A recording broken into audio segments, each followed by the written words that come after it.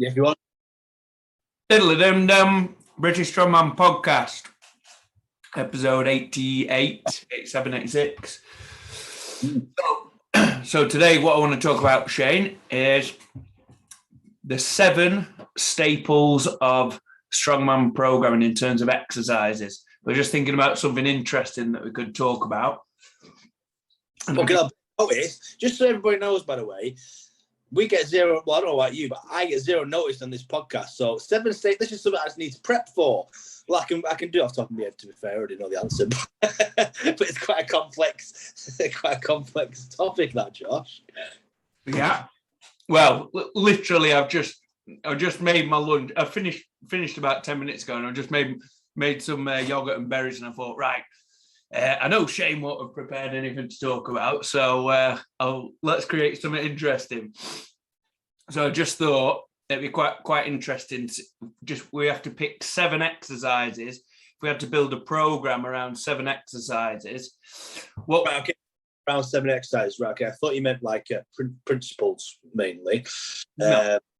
Exercises, right? Okay. Yeah, just exercise. There's so many angles that we could go at with this. And what I want to do is, in the next 10, 15 minutes or whatever, talk about 7 exercises that we agree on and we compromise and we agree on, and then some that we maybe don't agree on and what we change.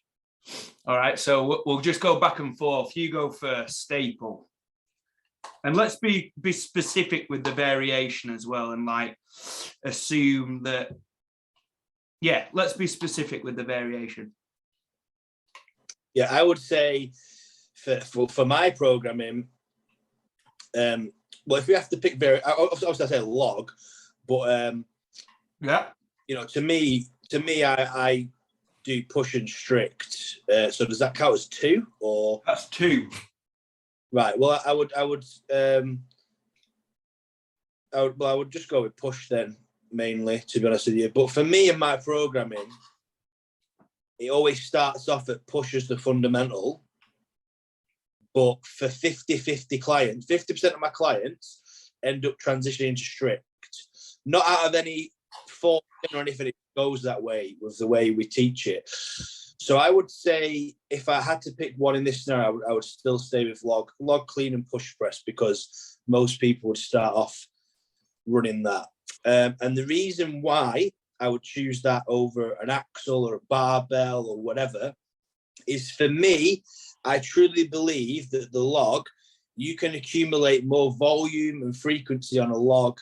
Well, most people can anyway. Because most people in strongman don't have a perfect rack position and technique for the barbell and axle, whereas the log, it's very quick to pick up.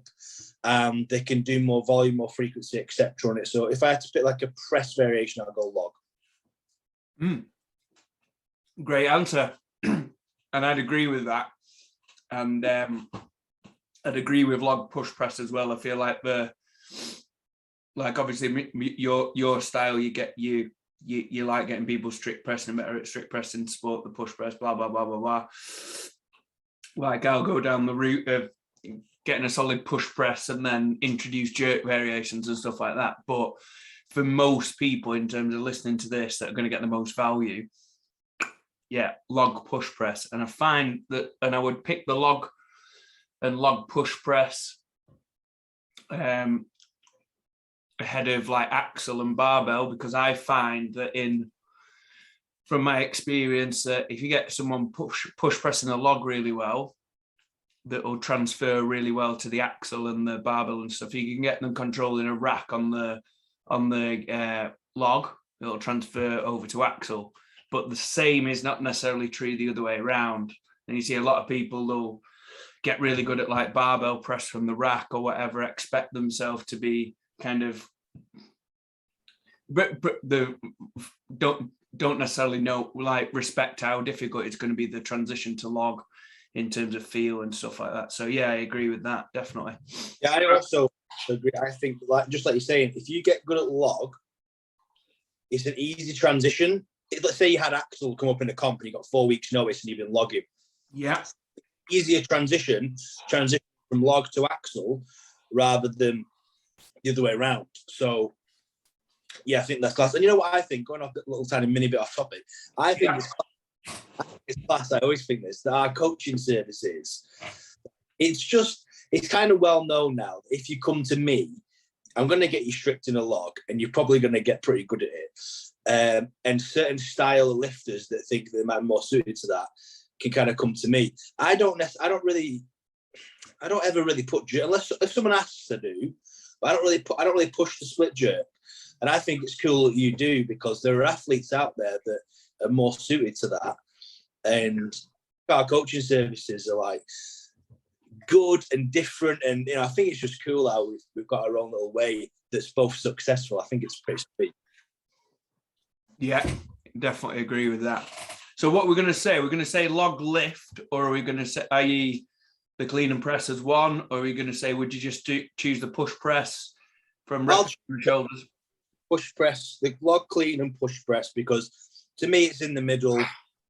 It's in between a split jerk, in between a strip press, and most people can do it, off the bat. So yeah, I'll go with that. Yeah. So I would say the log lift, specifically the push press, and I would say that including the clean on this lift as one of the 7 lifts that we're going to go for is going to be great, because if you're cleaning a log, the transfer that we can have over to like say loading events, and just basically like being really explosive with the lower body, and the skill level's pretty low.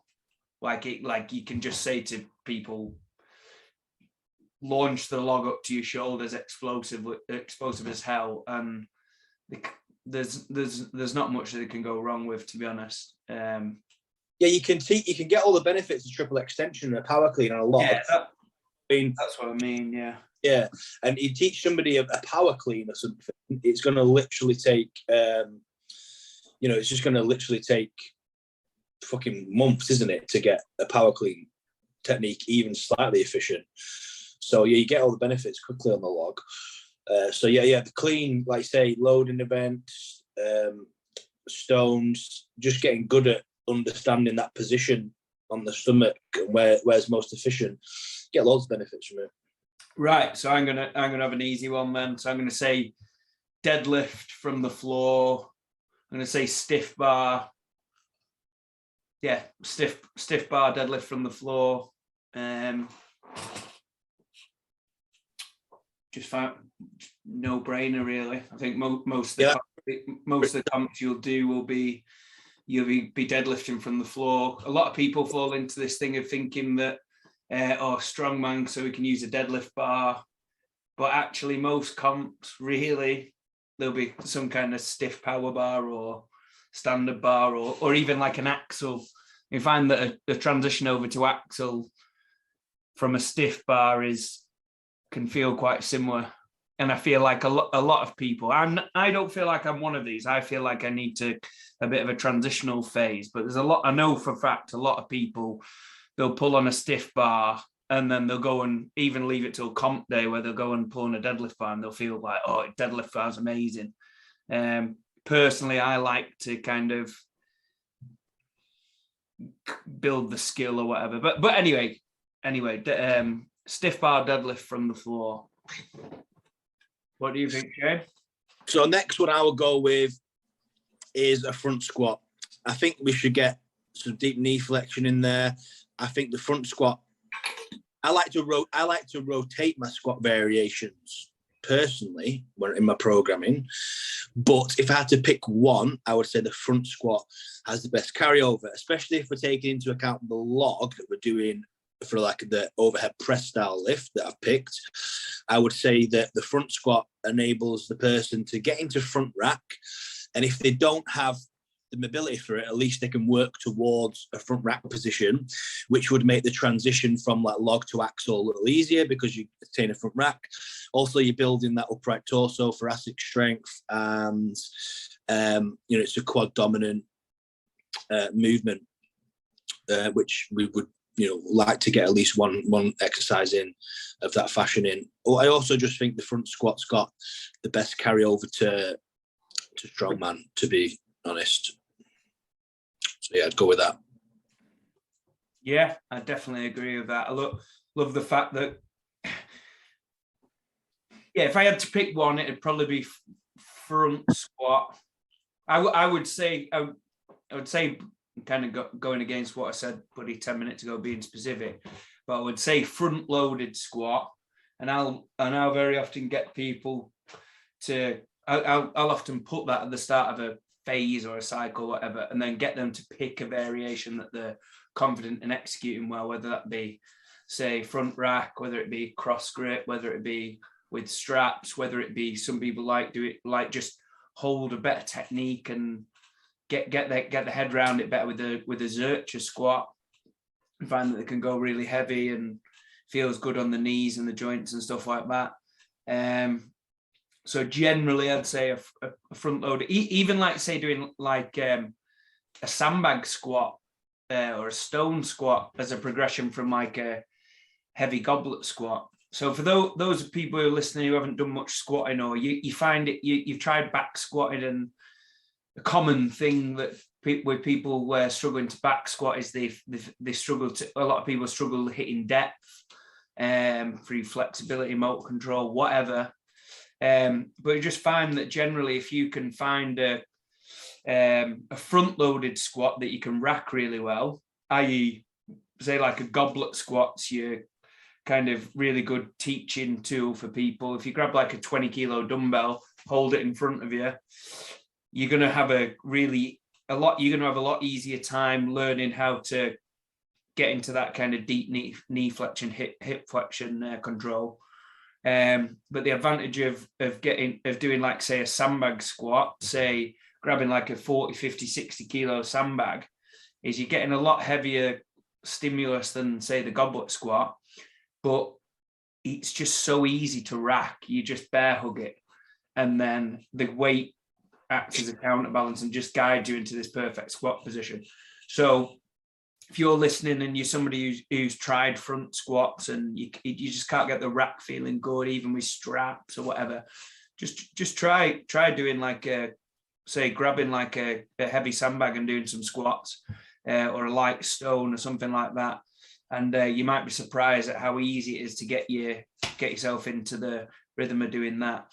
Find that maybe doing 3 or 4 weeks doing that, and then go back to your front squats, you might, whilst, say you could do something like a sandbag or a Zercher squat while simultaneously working like, say, front rack mobility in between sets as like a superset or a pair, and that as like almost like a preparation phase for going into some front squats. Anyway, I've got into a bit more depth for that. But yeah, front squats, I think, absolutely brilliant, especially for strongman, because obviously we've talked in depth about the transfer to overhead events and stuff like that. But just simply, you look at any kind of strongman comp, and you look at what we're doing in terms of training or preparation. Most of the exercises are posterior chain dominant, aren't they? They're using the backside of the body. You're talking your cleans, your deadlifts from different heights, your pickups from the floor, your Palmer's pickups, your loading events and stuff. It's largely posterior chain dominant. So we get these like strong hamstrings, back, stuff like that. So if you're doing like a low bar squat, obviously that's going to be more posterior chain dominant than say a front loaded squat. But you find with a lot of people who do strongman, who have got this posterior chain dominance of like do a high bar or a safety bar squat, and then, like we've talked about in recent episodes, like they'll be fighting against this kind of, basically the posterior, the back and the hamstrings and glutes wanting to do all the work, and the quads not working properly, not working as well as they could be. Whereas the front squat is kind of holding you more accountable to that upright torso, and in terms of giving you that more quad activation. What do you reckon, Shane? Yeah. 100%. I think the front squat's fucking class, mate, to be honest with you. I used it a lot with people. And yeah, I think that the only problem I see with front squat is people's attitude towards it, because oftentimes they get under the bar on the first session if they've not really done it before. And sometimes this is where I find it gets a bit skewed, is when people have a big back squat, but they've never really front squatted. And they want to front squat like big weights. So they come in and 70 kilo feels all right. They put like 100 on 120. They feel like it's going to slip off and they don't like the rack position and they spit the dummy out and don't persevere with it. Whereas as soon as you acquire that rack position where it's just completely straight through midline and it feels sweet, it becomes a lovely exercise. And you can always tell the attitude. I've obviously coached a lot of lifters, so you can kind of see the attitude difference between some people, where some people will be like, on the feedback, they'll write, you know what, this felt shit. Ego got the better of me. Next week, I'm just going to do one plate, mate, and I'm going to figure this shit out. And then they go from there and build up. Whereas other people would be like, nah, mate, this is fucking shit. I couldn't do it. It was bullshit. I don't want to do it. It's frustrating me. Let's get safety bar back in. And the two different mindsets. That's why I like front squat, because I tell those people like that. I'm like, no. I'm like, you're a fucking fanny. Like, you're front squatting. You're not getting the safety bar. Figure it out. And sometimes I've got to force people to go through it. But then once they come out the other end, it's always worth it. So I've never ever thought to myself that the front squat, I'm always confident to force people to front squat, because I know once they're finished that going for that shit phase of acquiring the rack and getting the position, etc., it'll benefit them so much. I would definitely stick it as if I had to pick 7 exercises, it'd definitely be in there. Right, next one then, Joshua, your shot. Number 4, what we're going with? I'm going to say a front carry of sorts. I'm going to say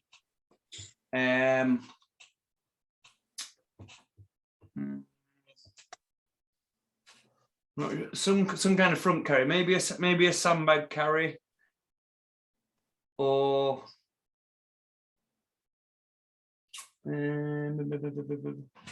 some kind of front carry. So either a sandbag carry, or I'm thinking in my head like a Zercher carry. If I had to pick one, just because the rationale behind them both. So the sandbag, obviously it's great. It's going to feel similar to, like, say, it's going to be great for medleys. It's going to be great for building endurance for carries for distance, and it's going to transfer to like Husafel, Conans, stuff like that. What's great about the sandbag is that once you can push yourself, and once you're done, you can push yourself to the limit. The sandbag just drops on the floor, and nobody gets hurt. It's a safe piece of kit to really use. Whereas the problem with the sandbag is, like, if you just had to pick, if you don't have a large selection of them, like, it can be quite limiting. If you've just got a 60, it can be, say, too light for some stuff, but like a 90 could be too heavy for some stuff. The thing what I like about the idea of the Zercher carry is, like, it's so scalable in terms of the weight that you can put on. You can just put it. I like having them so the yoke is just skimming off the floor, so you can go you could go really heavy, you could go wide. You'll probably do up to like 200, 250 or something like that with a really high pickup. If you wanted to do an event where you're, say, doing like a Husafel from the floor or whatever, you just put the crossbar lower to prep for that. If you wanted to do it, practice the flexion pick element of the pickup as well, you just put the crossbar lower. So I quite like that, because I think you can get that to transfer to any kind of, you can get it feeling like a Conan's, you could get it feeling like a sandbag by putting the thing low and get it up. It's so easy to scale in terms of weight. You could do 50 kilos one session, could do 250 the next session. So yeah, I'm going to go with that. Actually, I'm going to go Zercher front carry, Zercher yoke. Convince yourself. Pardon? Convince yourself there, didn't you? Yeah. When I thought about it, I just think. Yeah, I just think that thinking about it there, reflecting on it, I think it's more transferable. I think you can get that to transfer to sandbag carry, but not necessarily sandbag transfer to that. Like, I think that would be better for prepping for like a Conan's, finding the right position for Conan's. I think it would feel more similar to Husafell or a shield carry. Yeah, quite like that actually. You could do like start up at the bottom and just do the pickups and do like bottom, like a kind of like a front squat variation. Yeah, I fucking love that actually, thinking about it. But it's one of those things that I don't actually program for people that much because you have access to all this other kind of kit. Like one day we'll do a sandbag, the next week we'll do like sandbag for distance, so you can go with one of the lighter sandbags. Then we'll do a heavy Husafell or lower and then we'll do a keg. Whereas actually, if you just had to pick one, I think thinking about it, the Zurcher yoke could be similar, could have transfer to all those individual things better than the individual things would have transfer to each other. Go on then, Shane, fight me on that. I mean, to be honest, mate, I would say a front carry needs to be in there. In my opinion, carry, as long as there's...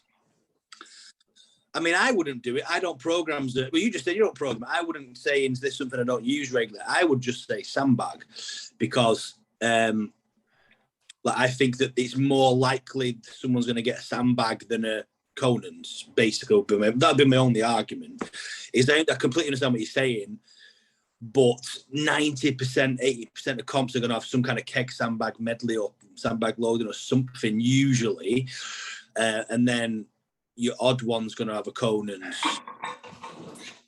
But I think they both, like I said, they all carry over to everything. So I think as long as you've got a front carry should be a fundamental in a strongman program.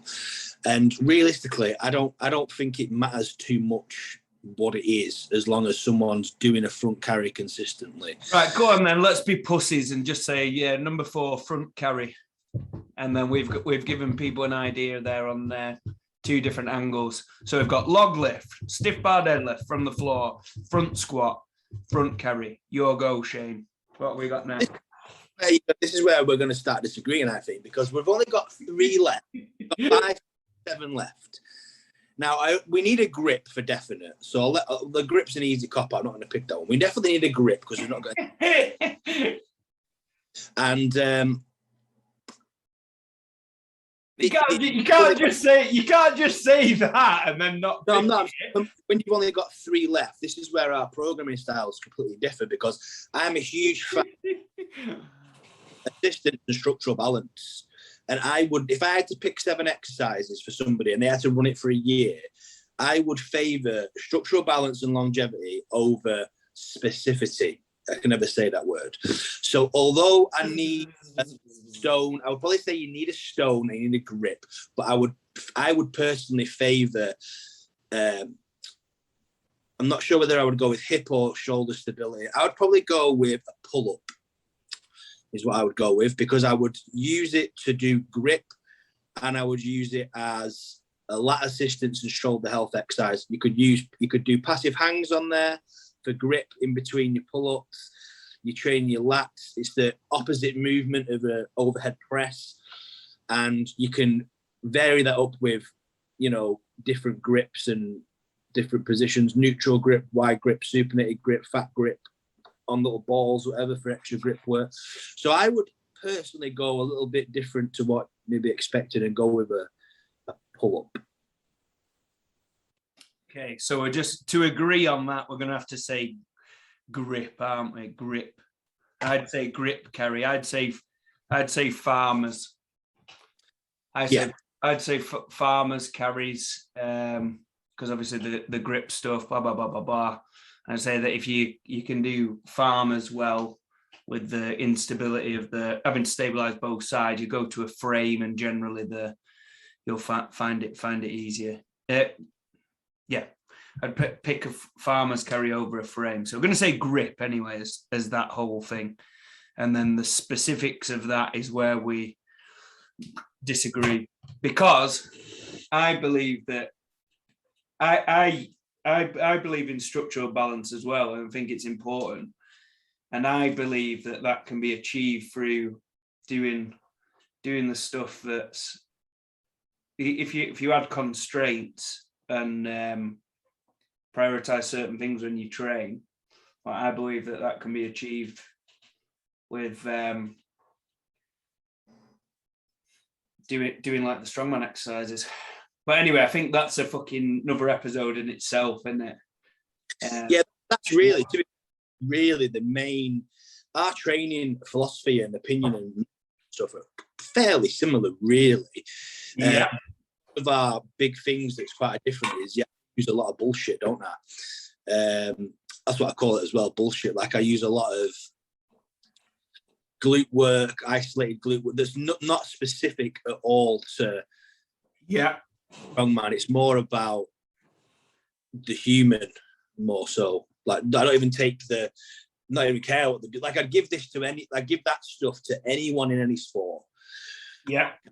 Situation, whereas you're more about adjusting the specific movements, which I think, it's a credit to your coaching, because like the progressions that you've been able to give to people, like the twins is a good example, because they're obviously known for the deadlift, but when you just don't look at that and you look at everything they've done, it's a very noticeable improvement across the board, and they never really get injured, do they?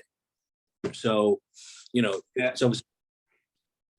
Well, that's it. Like, I feel that, like, I get like a great example. We're both on the same page in terms of like structural balance and like is fucking paramount, and recovery, and like that's probably the number one training principle for me, is like getting people so they feel able to train and put in the work consistently by being recovered. We can't just fucking do we can't just do the things that you're good at, or you want to all the time, or just go really, really heavy all the time, or whatever, or just do the same thing all the time, because of this recovery thing. And like we say, structural balance that we both value, but like our kinds of routes to get in there is different, which is really interesting. It'd be good to talk about another episode, actually. Yeah, there's no what. I'm real open-minded to training. I think the right way or wrong way, but what's happened is me and you have had similar-ish personal issues, and I fixed mine one way and researched and done and applied this way. And you remember when you did your back, you rehabbed your back, didn't you, by deadlifting. So, it kind of led you in that direction. And I think it's class, because I always say this, I don't know everything. I'm never going to know everything. And there's too many variables, and there's too many ways to achieve the same outcomes. There's no point. I never think my way is right, this is wrong. I just know my way works. And I'm like, I'm not going to change it, because I'm like, this is the way I've gone. So I think it's good. This is why I like this podcast as well, because it's hard to talk to people that are doing this, because we could be seen as competition, couldn't we? But we don't like, you know what I mean? But we both understand that we're not, and we can help each other. I think what is so good is the both we're saying these things, and we're both fucking. I think it's great that all these important things that I feel like some people just ignore or aren't aware about, or they haven't had to deal with stuff that comes from that. Like, I think it's great that we both like acknowledge that it's such an important thing. It's just the way that we address it is completely different. Do you know what I mean? Like in order to keep, like, it's not just that we haven't been lucky fucking coaching people for years and getting them better and getting people niggles, like people get niggles and injuries and things flare up. And I don't panic. You don't panic. You know what you do. You know what you'll pull back and add this in or whatever. I know what I'll do. And that's a really good point. Is like people staying away from injuries and stuff like that, and managing injuries. I don't think it's a coincidence that say a lot of the time we're keeping most people pushing the bodies like to extremes almost, but because we value these principles, even though we address them in different ways, like I think it's really impressive from both of us, to be honest. But yeah, perfect. I mean, but every time something happens, I always learn from it, and then you know, it's just the way it goes, isn't it? But yeah, it's cool. So we've got 5. We'll settle on grip on that one. Did I choose that one or you? I chose that one, didn't I? Yeah. So number 6 then, Joshua. I'm going to say stone loading.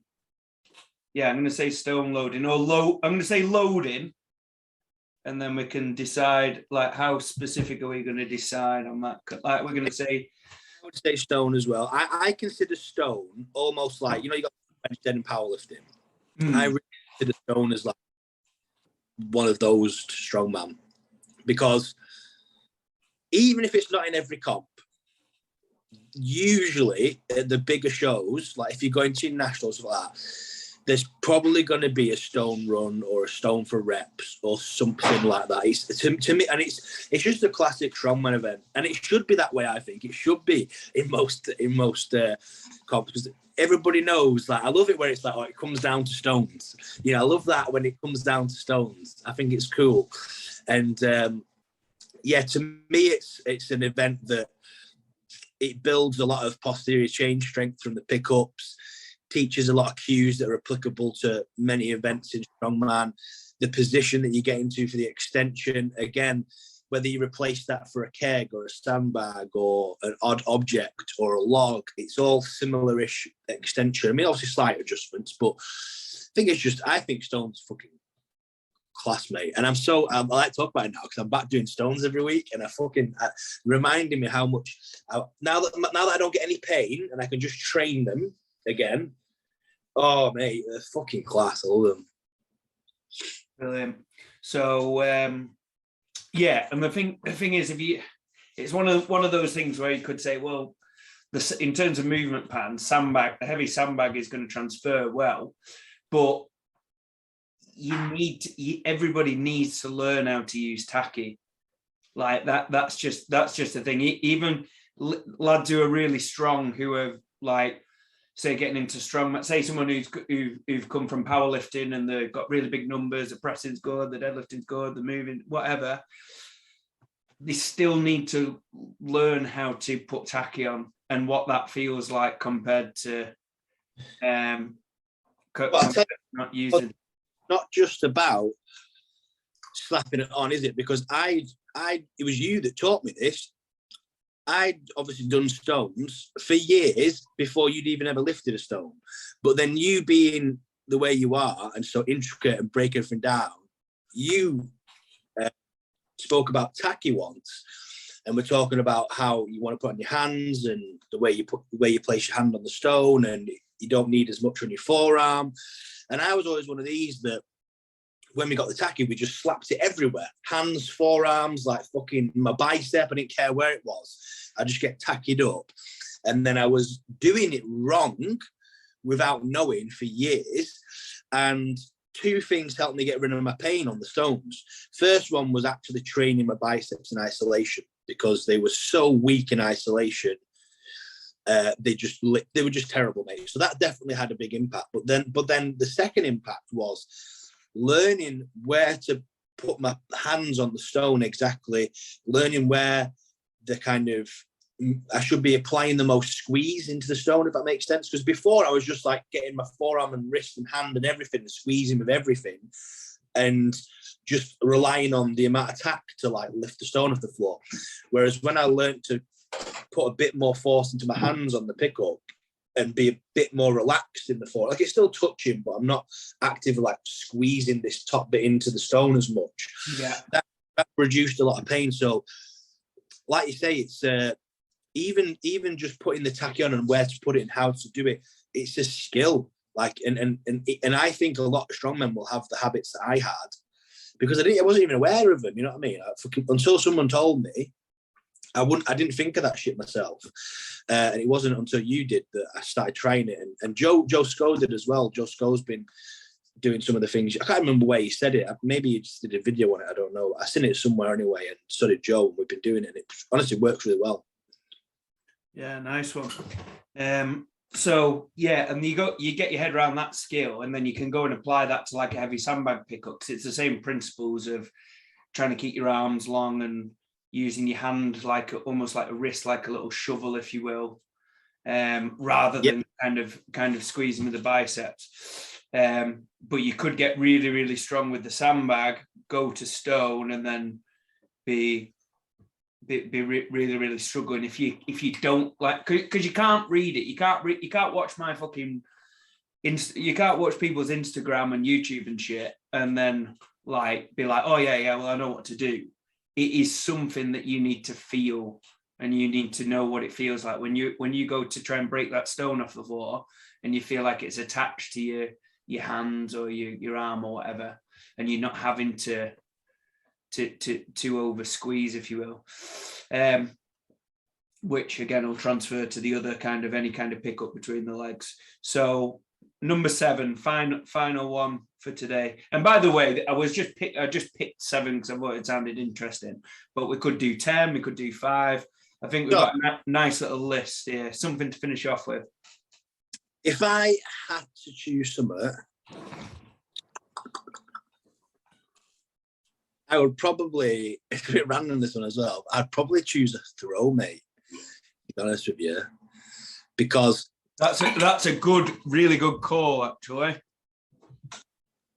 Yeah, just because it's easy to recover from, it teaches so many principles, and it carries over to a lot of things. It's a common-ish event that's cropping up, but also I think you get a lot more out of a throw, don't you, than just being good at the throw. Learning how to hips, getting your extension right, the fact that you can do the frequency with it, it's concentric only, really, but for the most part, anyway. It's all right. It's good. Yeah. Yeah, cool. We'll go with that then. So ones that didn't quite make the list that I was going to say, if you'd have come to me then, I was going to say yoke, just because it seems to be in a lot of competitions. It'll.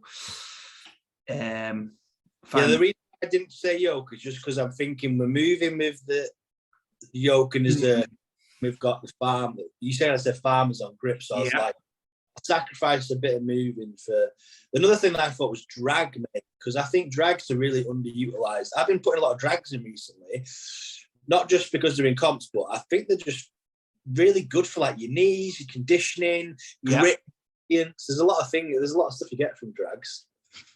And again, it's getting that with like a sled drag, you're getting some anterior chain stuff in there. So it's like that you're getting the quad extension, aren't you? Like the squatting. So this could be an example where people are like really, really strong. They don't necessarily train sled drag, but they kind of expect to do it on, or they might think I've been really good at truck pull. I can do drags that way, but they go to reverse it and it's a completely different set of muscle groups where it's like we said, we can't rely on that kind of back strength as quite as much, and it's there's more about quad extension where I think that's, and what was the other thing that I was going to say? We've missed something else. So that's the list. Log lift, stiff bar deadlift from the floor, front squat variation, front carry. I'm going to say grip. Shane said pull-ups. I said farmers. Loading, we both agreed on stones there. And then Shane said throwing. I would have said yoke. But yeah, I can't discredit the throw because it's coming up. That's an example with the throwing that's coming up so much in comps. And there's no shortcut to it. You need to fucking practice it. And even if you're an absolute animal, like an animal that can launch. Do you remember when Mitch came? Mitch did it, and he threw the fucking sandbag to the back of the room. And it was just Well, did you watch Brit? Yeah. Did you see Ryan England's? Yeah. That's an example of someone, if he trained that properly and got taught, Yeah. he had loads of power, but it was just really miscued. So yeah, it's like you say, there's no way around it, is there? Like you need to practice it. That's a really good example actually, because you could tell that with Shane. Like he'd beaten Tom Stoltman on that. He came first, didn't he? Shane Fowers, absolutely amazing. And like you can't just pick him up and be as good as that, because that, what was it, the 28, the final bag, was it? That was on his limit, wasn't it? Yeah. Like it was close to his limit. He could have very easily been a couple of degrees out, hit the crossbar, and then all of a sudden he's fucked. And he's gone from everything had to be perfect. Yeah. And it would go over. And that run, because someone said to me that Tom Stoll could, because there was a 4.5 or 5 second difference between Shane and Tom Stoll. And someone said that Tom Stoll could have beat him if they wanted. And I was like, it's a different ball game, mate. 5 seconds is a different, because Tom could take his time and make sure everything was perfect. Yeah. As soon as you try and chip 5 seconds off that, it's 50. I mean, admittedly, he could do it, but it's not just a definite. He could miss one. You know what I mean? He could throw it like out here. It's really, to be that fast and efficient, you've got to be like a robot. You've got to be so well drilled that every bag is the same. And those bags on the day were Iron Mills bags, not Cerberus strength bags. And the handle was about 3 inches longer. And Shane came over to me straight away and was like, mate, these handles feel weird because they're almost scraping the floor if I use my normal position. And he was like, what should I do? Should I take my time or just do what I've trained for? And I made the executive, I didn't want to be put under that much pressure, but I made the executive decision to just say, let's not change anything. Let's go fast like we plan to. And you'll just, as the athlete, you'll just adjust as you go. You know, you'll feel the first bag, you'll feel the difference, you'll adjust on the second. By the time you get to the last bag, you'll have made all your calculations and adjust. And then he did it and it worked really well. But little things like that as well make it more risky for someone like Tom to speed up, because the bag is slightly different. It just takes, like Bish didn't get the first bag over, did he? Because he just went fucking, they just didn't go over because the bags are slightly different and he's trying to go fast. Easy to make mistakes, isn't it? Yeah. A funny little story to wrap up on, actually. You know, where Shane came and trained bag throw at my gym, and with the 26 bag, and they put like a couple of kilos in to make it 28. Yeah. And then he was training that. And a few days later, the next week, Paul Smith was using it and was getting mauled by it. He didn't realise it was the plate was in it. So wonder why he was getting mauled by this the 26 bag. Well, it was 28 because it had the plate still left in it. Anyway, yeah, it's quite a. Have you tried to throw the heavy bag over 5 meters? It's fucking hard, mate. Like it's that extra. Because what was is your gym got the 5 meter thing? It's got 5 meters, is it? 4.6, isn't it? Yeah, but that 4.6 is high. Yeah. And didn't they have 5 meters in the? Or was it 4 point? Or was it 4.5? But they were training 4. Most people. Which way around was it? Yeah, I think it was 4.5, 4.6. I think it's like 15 foot, isn't it? Okay, yeah, because it was most people. Basically, most people were training 4 meters for that. Yeah. And then on the day it was 4.5, and it doesn't sound a lot, but it's a massive difference, isn't it? So yeah, it's crazy, because I think for the 4.5, you've got to have a much more vertical throwing line. Oh yeah. The trajectory's got to be right, hasn't it? Like you haven't got a fucking margin for error, basically. Yeah, it's really difficult. So yeah, the throwing event, guys. Big tip for you that I learned this prep is make sure you train the exact height. Don't think, oh yeah, it'll do. Go to the extra effort to put that up, because honestly, it changes the throw completely. It really does. Yeah, or if anything, go a little bit above. Yeah. That's better. 4.6 you've got's perfect, isn't it? Because yeah, it's a touch higher, aren't you? So yeah.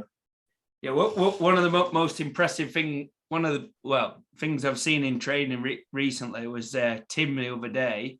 He did 20 for 5 over that 4.6. Really? And a lot of people listen to this and they won't be able to imagine like how difficult that is. But yeah, that's hard. Yeah, especially for 5, because that's like basically build up the fatigue of a full bag run by the 5th rep, isn't it? So yeah, is that no misses as well? Just 5 in a row. Just did a set of 5, yeah. You wouldn't if you told Tim that like a year ago, he'd tell you fuck off, wouldn't he? Because we like, what was this? He was like missing like 14 over 4. It was crazy, absolutely crazy. Yeah, so that's just an example, guys, of the progression you can make on a bag if you give it the frequency and the investment that it needs. Because Tim would pretty much do that as a warm up, wouldn't he, up to Worlds? Is that what he did? Oh yeah, he's like done it like 3 times a week for about a year or something.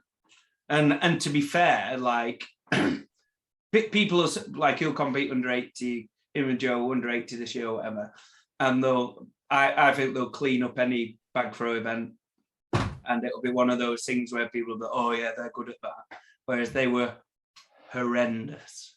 Like, it's weird how it was, isn't it? You put a load of graft into something, and then people just go, oh yeah, it's a good event from that. It's like, well, yes, I've made it a good event.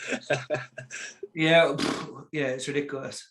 But oh yeah, so I'm doing a bag throw masterclass on Wednesday night.